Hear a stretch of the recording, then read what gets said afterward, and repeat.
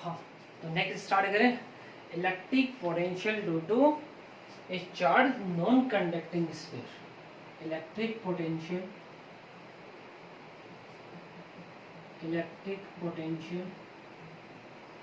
Due to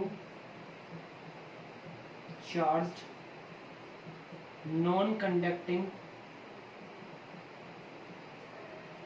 sphere. Solid sphere है sphere, ठीक है। Charge solid non conducting sphere. इसके अंदर की बात करें, let's consider a non conducting solid sphere. Let's consider a non-conducting solid sphere of radius capital R, a plus q charge given to this sphere, and this charge uniformly distributed inside the volume of this sphere. Volume of this sphere. Note किया तुमने, ठीक है। इस पूरे के पूरे volume में क्या हो गया, यूनिफॉर्मली डिस्ट्रीब्यूटेड हो गया तुम्हारे पास, ठीक है। तो बात करते हैं यहाँ से क्या होगा, एक स्मॉल आर डिस्टेंस पे क्या फाइंड करना है तुम्हारे पास, इलेक्ट्रिक पोटेंशियल फाइंड करना है। इलेक्ट्रिक पोटेंशियल फाइंड करना है। फर्स्ट केस इनसे बना लेंगे बाद में, ठीक है। तो इसके लिए कितने पार्ट्स होंगे, वही 4 पार्ट होंगे, ठीक है। तो फर्स्ट पार्ट स्टार्ट करें इसका। Case first when P point outside the sphere, इस ये जो P पॉइंट का हो तुम्हारे पास आउटसाइड द स्फीयर होगा, तो स्मॉल r ग्रेटर देन क्या होगा, कैपिटल R, ठीक है। तो यहाँ से तुम्हें क्या फाइंड करना है, इस P पॉइंट पे क्या फाइंड करना है, तुम्हें इलेक्ट्रिक पोटेंशियल फाइंड करना है। तो कैसे क्या करेंगे बताओ, तो पोटेंशियल होगा वो कितना होगा, माइनस के E डॉट डी आर, और कहाँ से, इन्फाइनाइट से कहाँ आएगा तुम्हारे पास, स्मॉल आर तक। स्मॉल आर पे इस P पॉइंट पे तो फाइंड करना है, तो स्मॉल आर से कहाँ तक आ जाओ, इस पॉइंट तक आ जाओ।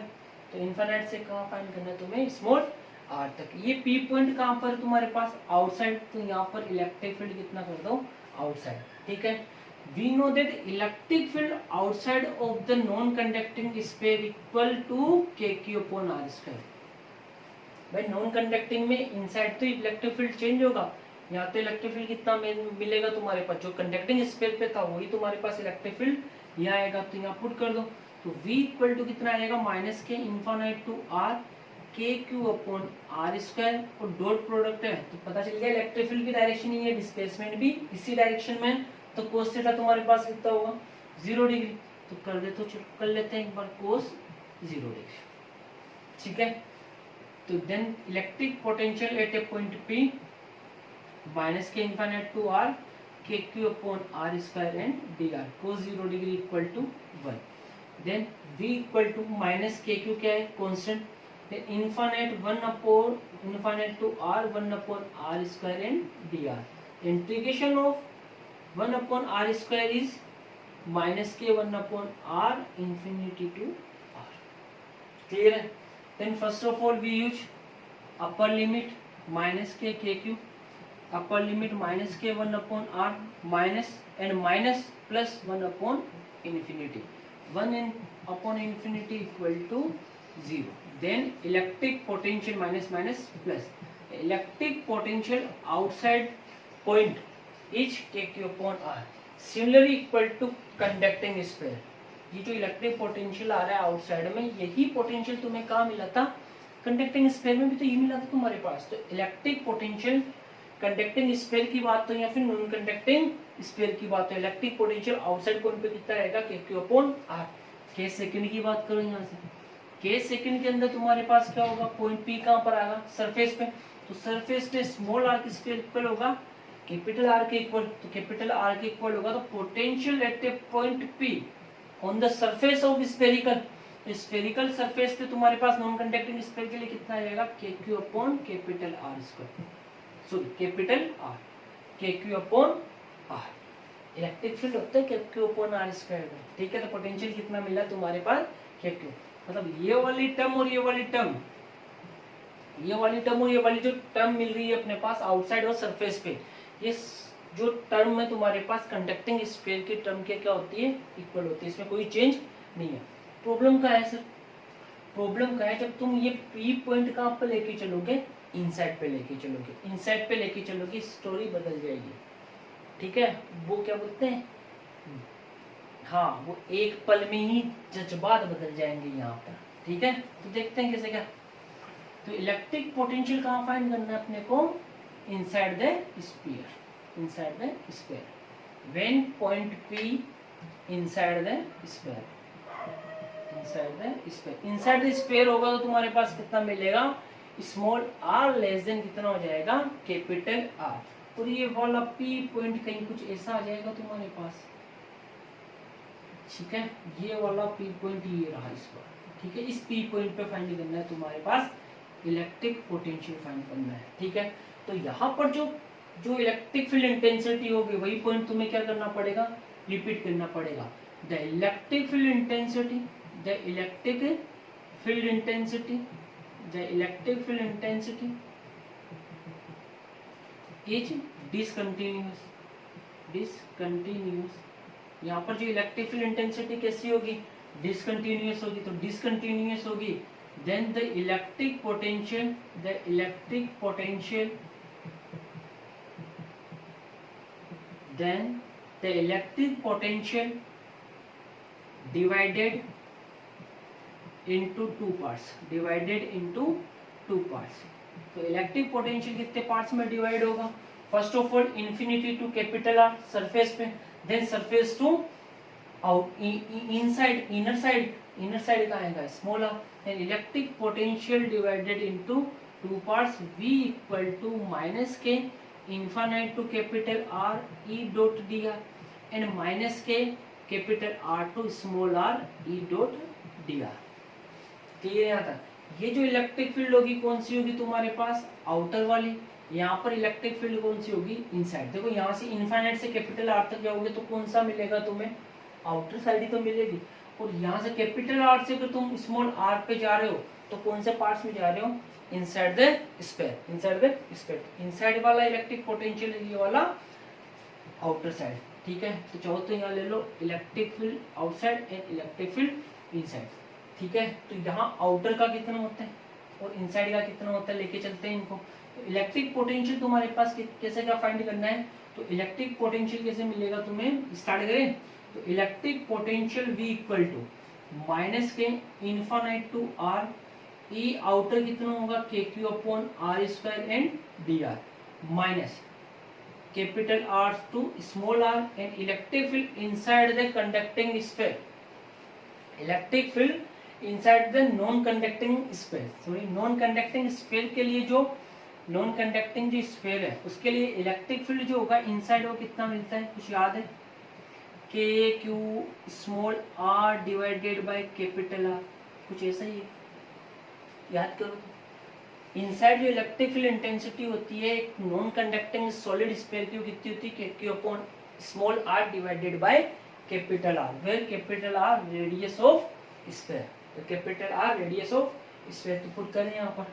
ठीक है sir, KQ upon capital R R dot dr, dot हटा रहा हूँ, cos 0 डिग्री कर लें, यहाँ पर कोई प्रॉब्लम तो नहीं है भाई। यहाँ पर P पॉइंट पे इलेक्ट्रिक फील्ड इंटेंसिटी आउटसाइड होगी, अवे फ्रॉम द चार्ज होगी, और डिस्प्लेसमेंट भी कहाँ होगा, इसी डायरेक्शन में होगा, तो कोस कितना लेना है तुम्हें, 0 डिग्री लेना है। ठीक है, देन इलेक्ट्रिक पोटेंशियल कितना मिलेगा तुम्हारे पास, माइनस के क्यू कॉन्स्टेंट है, yes sir, then integration of capital R 1 upon R square and D R, minus यहाँ कॉन्स्टेंट क्या है, K Q upon capital R Q, और इंटीग्रेशन किसका होगा, capital R to small r R d r. कोई problem नहीं आती जब क्लियर करो। मैंने क्या के क्यू कांस्टेंट बाहर लिया, यहाँ भी के क्यू अपॉन आर, भाई रेडियस ऑफ फिक्स है ना तो कांस्टेंट ही, इसको भी क्या लिया आउटसाइड द इंटीग्रेशन। यहाँ से कितना मिल जाएगा तुम्हें, v equal to minus K Q, और इसका इंटीग्रेशन क्या मिलेगा, माइनस के 1 upon r infinite to r. Clear है यहाँ तक, ठीक है, minus K Q upon are Q, और यहाँ इसका इंटीग्रेशन कितना होगा, आर डी आर का कितना होता है, r square divided by 2 capital R to small, r d r का कितना होता है, आर स्क्वायर डिवाइडेड बाई 2 ही तो होता है तुम्हारे पास। ठीक है, यहाँ से चले फिर से, ठीक है, यहाँ से वो electric potential, v equal to कितना मिल जाएगा, minus K Q upon minus K Q, इसका इंटीग्रेशन कितना होगा, माइनस के 1 upon are minus minus plus 1 upon infinity. यहाँ तक कोई प्रॉब्लम, ठीक है। फिर नेक्स्ट माइनस का K Q upon capital R Q, minus K Q upon capital R Q, R square, first of all upper limit R square divided by 2 minus capital R square divided by 2। First तो small R put किया, then minus sign ही तो लगेगा, और small फिर capital R square divided by 2, ठीक है। Then v equal to potential minus K Q, यहाँ से ये जीरो तो कितना माइनस माइनस प्लस के क्यू अपॉन आर, माइनस का कितना मिलेगा तुम्हारे पास, यहाँ देखो इस टर्म को कहाँ ले चलो, एक बार 1 अपॉन आर क्यूब में अंदर ले लो, तो कितना रहेगा के क्यू अपॉन कितना मिल जाएगा तुम्हारे पास R square divided by 2 R cube, minus में कितना हो जाएगा are square divided by 2 R cube, ये आर स्क्वायर इससे cancel out, then v equal to K Q upon are minus K Q, R square divided by 2 R Q minus में 1 upon 2 are. Clear है यहाँ तक, ठीक है, ठीक है। अब मैं ये क्या कर रहा हूँ, थोड़ा सा रफ कर रहा हूँ, थोड़ा सा रफ कर लें यहाँ पर, ठीक है। पोटेंशियल चाहिए ना अपने को पी पॉइंट पे, तो और देखिए कितना क्या मिलता है, पोटेंशियल v इक्वल टू कितना आ जाएगा, यहाँ से देखो के क्यू अपॉन आर, यहाँ से आर को मान लो, एक काम करो तो के Q upon are minus K Q, यहाँ से आर को मान लो दोनों से, तो के क्यू अपॉन आर कितना रहेगा आर स्क्वायर डिवाइडेड बाय कितना हो जाएगा 2 आर स्क्वायर माइनस के 1 अपॉन 2, माइनस के 1 अपॉन 2, ये आएगा के Q upon are, K Q upon r common आ रहा है क्या, आ रहा है, तो के क्यू अपॉन आर यहाँ से कॉमन लो, कितना आएगा 1 माइनस में यहाँ टर्म के कितनी रह जाएगी तुम्हारे पास R square divided by 2 are square minus की कितना हो जाएगा 1/2, ये आएगा भाई, ये आ रहेगा तुम्हारे पास के क्यू अपॉन आर क्यू। एक काम करो इसको पूरे को ही ले लो, एक काम करो पूरे को ले लो, चलो छोड़ो इसको, तो छोड़ो टर्म बने, इसको मल्टीप्लाई करा देते हैं, इसके इलेक्ट्रिक पोटेंशियल कितना आएगा के क्यू अपॉन आर माइनस में के क्यू अपॉन में कितना हो जाएगा 2 आर क्यूब, और कितना रह जाएगा आर स्क्वायर माइनस में कितना हो जाएगा K Q divided by 2 r, K Q divided by 2 r, ये minus minus plus, minus minus plus, then electric potential at the point P inside the sphere कितना मिलेगा K Q upon r common आ रहा है, ठीक है, तो यहाँ से कितना आएगा 1 माइनस में आर स्क्वायर डिवाइडेड बाय, यहाँ कितना रह जाएगा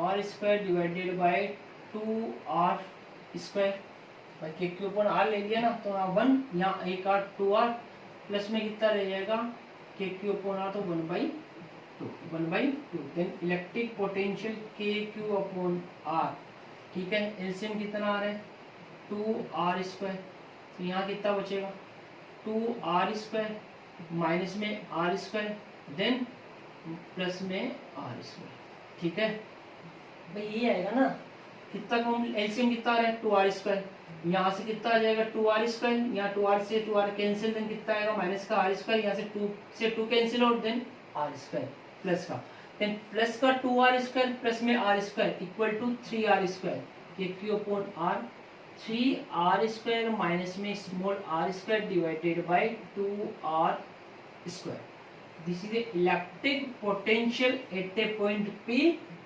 inside the non-conducting sphere.